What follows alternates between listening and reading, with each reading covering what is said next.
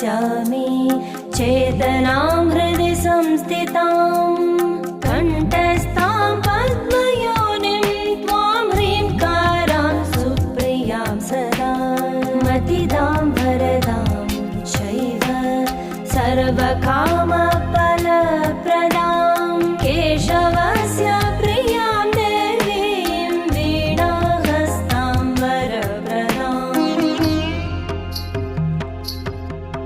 सा मां पातु सरस्वती सा मां पातु सरस्वती